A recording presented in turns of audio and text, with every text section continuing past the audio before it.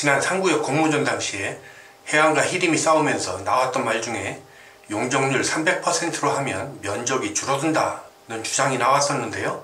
저는 그게 이해가 가질 않았습니다. 상구역이 기본 용적률이 약간 높긴 하지만 그래도 190%를 밑도는 현황 용적률인데 임대주택을 넣는다면 300%를 채울 수 있고 넣지 않는다면 270%를 채울 수 있죠. 구반포 3주구가 임대주택을 넣지 않고 용적률 270%로 재건축 중입니다. 270%만 해도 80%가 남지 않습니까? 그 과정에서 기부 찬업도 하고 하면 이리저리 빼도 50에서 60%는 남을 수 있을 텐데 어떻게 줄어든다는 걸까요? 늘어나는 게 적을 수는 있어도 설마 줄어들기야? 라는 생각이 들었었는데요. 너무 심한 마타도어가 아닌가 하는 생각마저 들었죠. 그런데 이후 하나하나 내용이 밝혀질 때마다 우려했던 일들이 현실이 되는 느낌인데요. 한번 짚어보겠습니다. 용적률 얘기는 지난 영상에서 대강 했고요. 어떤 과정을 거치면서 이렇게 조건이 악화가 되었는지 알아보겠습니다.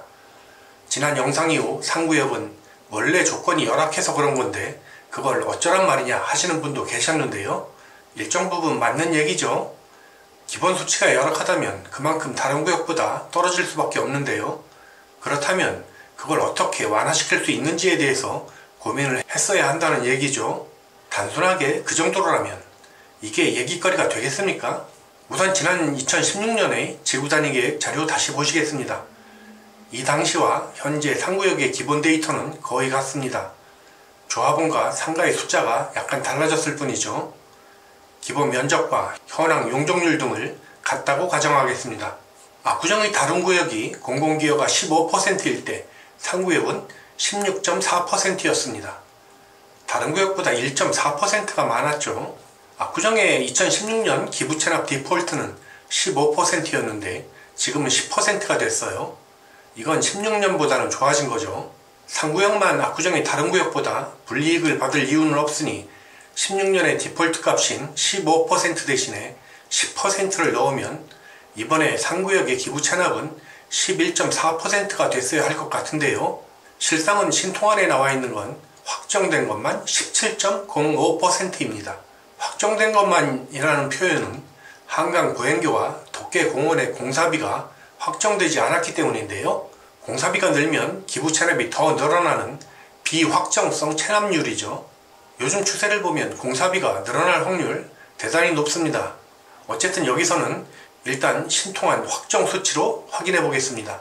11.4%가 되어야 맞는데 17.05%가 되었다는 건 5.65%가 늘었다는 얘기죠. 어디서 얼마나 늘었고 그 늘어나는 이유는 타당한지를 살펴보겠습니다. 16년에 11.4% 기부 찬압엔 당시에 서울시에서 기획했던 상구역 종상향과 학교 이전 그리고 도로 이전에 대한 찬압이 모두 포함된 것입니다. 16년 당시엔 어떤 계획이 있었는지 보겠습니다. 여기 있던 학교 이쪽으로 이전하고요. 여기 도로도 옮겼죠. 여기 공원도 만들었고요. 현재 3차 쪽에도 공원 만들었습니다. 그리고 여기 준주거 B1 구역 정확하게 24,904.5제곱미터니까 7,533.6평이네요. 여기 준주거로 올리고요. 이 모든 옵션을 포함해서 기부 찬압이 11.4%가 되어야 하는 겁니다. 그럼 본격적으로 비교를 해볼게요. 16년과 이번 신통안에서 크게 달라진 건 여기 준주거가 44,184.5제곱미터로 13,365.7평입니다. 16년보다 5,832평 늘었어요. 2016년과 달라진 게 크게 없다면 늘어난 기부 찬압은 달라진 것에서 원인을 찾으면 되겠죠. 결국 이거 5,800평 종상향하는 대가로, 그러니까 땅으로는 92,944평의 5.65%인 5,254.3평이 되는데요. 아니 5,800평 종상향 대가로 거의 그와 비등한 땅이나 돈을 그냥 줘요. 보행교나 덕계공원을 안 한다 가정하고 땅이 5,254평이면 용적률 300% 곱하면 15,762평을 지을 수 있는 땅이나 돈을 그냥 날린 건데요. 날아간 땅값이 시가로는 1.2조 가까이 되고요. 서울시 환산가로는 8천억이에요. 땅만 사라지는 게 아니고 50평짜리 315채를 지을 수 있는 땅인데요. 이게 용적률 악화의 주범이죠. 어떤 사람들은 상구역이 원래 조건이 열악한 게 있는데 왜 그건 고려 안 하냐 하는데요. 물론 이거 말고 다른 구역과 다른 게 하나 더 있긴 합니다. 현재 1종과 2종 지역의 종상향이죠. 그런데 이것도 말씀드렸듯이 16년에도 이거 똑같았다니까요. 3차와 4차 그리고 65동 등이 그때도 2종이었으니까요. 이번에 달라진 게 없어요. 11.4% 안에 포함됐어야 할 내용들이죠. 기부 체납 1.4%만 더 내면 상구역은 특별히 고려해야 할 열악한 조건이 없었다는 얘기입니다. 여기서 그때와 다른 것이 학교의 이동 위치와 도로들인데요. 여기도 미심쩍은 게 있어요. 이 그림에서 용적률 가중평균을 설명하고 있는데요. 여기 이 모양은 현재 4차와 초등학교 부지예요. 이 땅을 2종 7층에서 3종으로 종상향해야 한다고 하는데요. 이게 무슨 뜻이에요? 여기 있던 학교가 이 밑으로 내려왔어요. 2종 주거지에 있던 학교가 3종 주거지로 간 거죠. 서울시는 3종지를 기부 체납받고 되돌려준 건 2종 7층 땅을 상구역에 내준 거예요. 이건 종하향이죠. 종하향된 땅을 다시 2종 7층에서 2종 12층으로 올리고 다시 3종으로 올려야 해요. 두 단계 올리면서 기부 체납 당연히 더 들어갔을 거고, 더 큰 문제는 용적률을 3종지는 기본 용적률 230%에서 시작해야 하는데 190%에서 시작을 해야 하는 거죠. 이 학교 부지만큼에 대해서 용적률 40% 까먹은 거예요. 그러니 이게 뭐예요? 그냥 여기 있던 학교를 3종지로 옮기고 남은 땅을 3종지로 바꿔서 그냥 교환하면 되는 거잖아요. 3종을 줬으니 3종으로 받으면 되는 거죠. 이게 뭐 아빠 자전거 끌고 나가서 엿 바꿔 먹는 것도 아니고, 게다가 그 받아온 엿을 다시 자전거로 만들어 놓아야 돼요. 뭐 이런 거래가 있어요. 이거 학교 이전 총회 의결한 걸로 아는데 조합원들이 이런 사정 알고 동의했을까요? 일조건 때문에 옮길 수밖에 없었다 하는 것 같은데 이 공원을 이 자리에 두면 문제 없어 보이는데요. 차라리 같은 이종인 16년 당시에 이 자리로 옮기던가요. 그럼 두 번 기부 체납 안 하고 용적률도 안 줄었죠. 봉이 김선달처럼 땅을 교환하면서 이리 빼먹고 저리 빼먹는데 상구역 용적률이 남아날 리가 있나요? 압구정은 다른 동네와 달리 초고가 주거시장입니다. 이 시장의 특성이 평수가 클수록 평당 단가가 올라가는 특이한 특성을 가졌죠. 상구역에서 30평대보다 높은 평당가를 자랑하는 게 강변 65평이잖아요.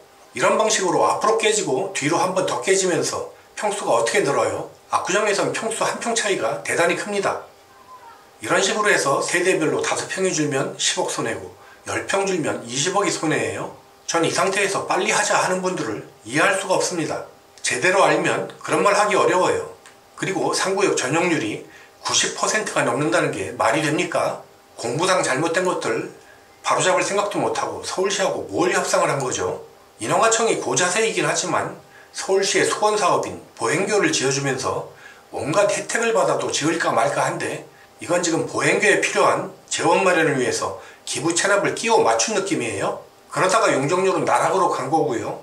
이 준주거를 3종으로 돌리면 땅 모양 탓할 것도 없습니다.